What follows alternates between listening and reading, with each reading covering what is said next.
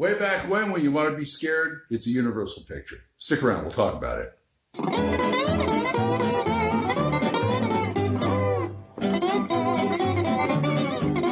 Hi folks, Old Man Grognard here, and I want to talk about universal horror. Somebody asked me on one of my videos if I should talk about universal horror. I will, right now. This is what I have in my collection. I have a pretty decent amount, no means complete. There's always a few out there that I want, of course. And these are also probably older editions too. So let's focus on Universal for a minute. They started in the 20s with horror with Lon Chaney, and they turned out some prestigious horror films like Hunchback of Notre Dame, Phantom of the Opera, things like that. And there's also the German influence, too, by Murnau and all that, Nosferatu, Cabinet of Dr. Caligari, etc., etc. But the horror boom in the sound era really didn't start until they put out this, Dracula, with Bela Lugosi. That kick-started the universal horror boom, or the horror boom in general in the 30s for Hollywood. Didn't last long, and it did get revived in the 40s, but I'm getting ahead of myself here. Anyway, this is my main block of universal horror right here. It's got all the heavy hitters in it. And it used to look like this. Okay, these were the original releases of the Universal Monsters Legacy collections. These were released in 2004. It had all of the films associated with these monsters, and some of them in flipper discs, which weren't all that great. But that's what you had at the time. Anyway, that's what they used to look like. These are reissues. They've redone them like so. We have Dracula, the Invisible Man, the Wolfman, the Mummy, big one, the Creature from the Black Lagoon, and Frankenstein. Now, these are DVD sets.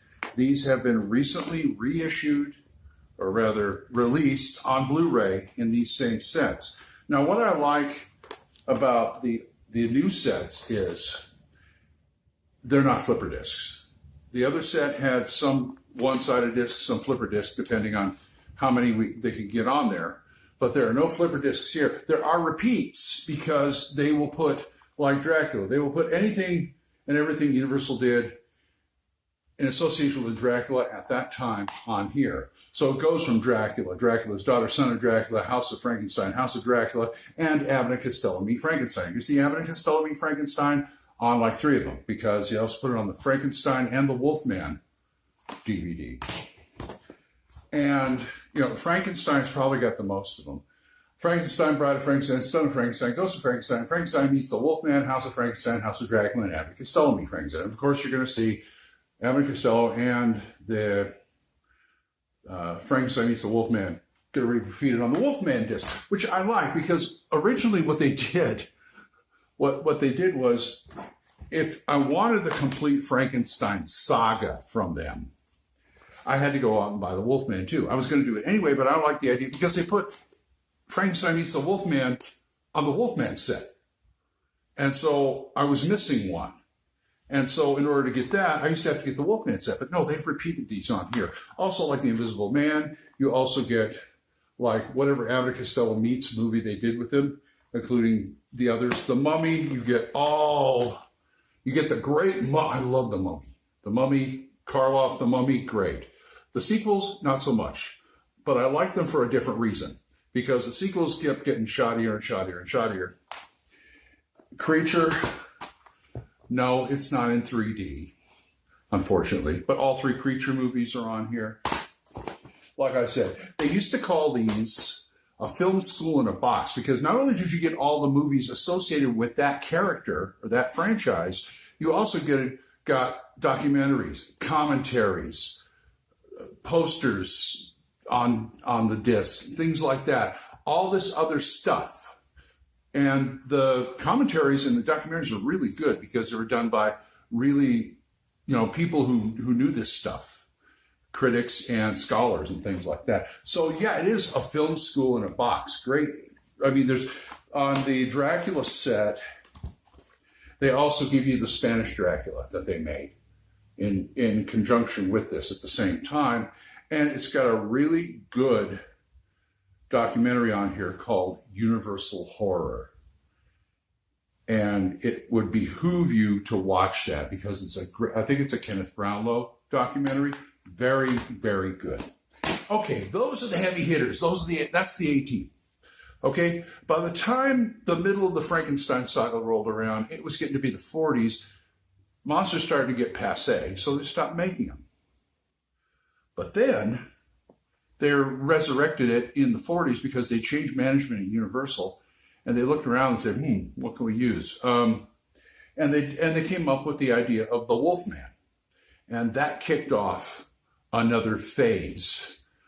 Unfortunately, the Universal films at this time with the horror films became kind of like B movies. They really went down in kind of quality.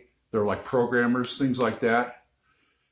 Which to me, yeah, I didn't like seeing that. I didn't get the prestige, but at the same time, I enjoyed the movies because it was interesting seeing all this and how, especially the Frankenstein saga. I got a special affinity for the Frankenstein saga because it's sort of it works for me. In fact, it all goes all the way from 1930s Frankenstein, the first one, Boris Karloff. In my mind, I can take it all the way up to young Frankenstein because the kid in Son of Frankenstein looks a lot like it could be Gene Wilder as a child. And so I keep thinking that is young Frankenstein right there. But Universal put out horror other than this because they had Lugosi and Karloff on contract, and they decided in the middle of the first boom to pair them in some movies. And I don't know if these are out of print or not, but I have the Balogh Lugosi collection and the Boris Karloff collection. Okay? The Balogh Lugosi collection, it's most of their films together, like The Black Cat and The Raven, one of my favorites. And of course, they put Murders in the Rue Morgue with Lugosi in here, Black Friday, The Invisible Ray on this one, The Climax, Tower of London, which is really a historical drama, but Karloff is in it. The Black Castle and The Strange Door. I love The Strange Door because it's got Karloff and Charles Laughton in it. And Karloff has a supporting role, it's really good. I like watching Laughton work. The Black Castle's Karloff's supporting role again. That's when they started getting more supporting roles, and they would use them as like red herrings in the films. Oh, Lugosi's in it. He must have did it, or he is a major. No, we're talking about programmers here. Anyway, that is that. But I also like what I call the second tier Universal films, the programmers, the ones that really didn't have any big stars, unless they occasionally threw in Lugosi just to give it a little oomph, you know what I mean? And here's two sets that this one was a Best Buy original, a Best Buy only, but now you can find it you can find on Amazon and such like this. This is Universal Horror, Classic Movie Archive. This has some of their B horror films on it, and I really like this. It's got The Black Cat, the second Black Cat they made in the 40s, which also had Lugosi in it. Man-Made Monster, Lon Chaney Jr., Horror Island, Night Monster, and Captive Wild Woman. These are so much fun to watch for me because there's like two or three of them, well, a few of them are like Scooby-Doo plots. What's going on in this crazy haunted place? It's not really haunted. It's being, it's kind of like the Cat and the Canary or Scooby-Doo where, take the mask off. It's this guy, that kind of thing. But I really have a whole lot of fun with these. I need more of these. I believe the Universal Video on Demand, you can get those through Amazon. There's a collection of Universal Cult Horror that has stuff like Rondo Hatton stuff and things like that. Love this. And, I don't know, I think this is still in print, the Inner Sanctum Mysteries. Now, this is associated with the radio show Inner Sanctum, but it really is kind of a separate thing. these are movies that are, some of them are just plain out horror, real horror. And I'm not talking about monsters and stuff. I'm talking about real horror killers and things like that. Some of them are detective stories. So, there's 6 movies here, and they all star Lon Chaney Jr. I like Lon Chaney Jr. I'm in his corner. I'm for the underdog. I like him because the guy did not have a whole lot of range as an actor. But what range he had, he was the best.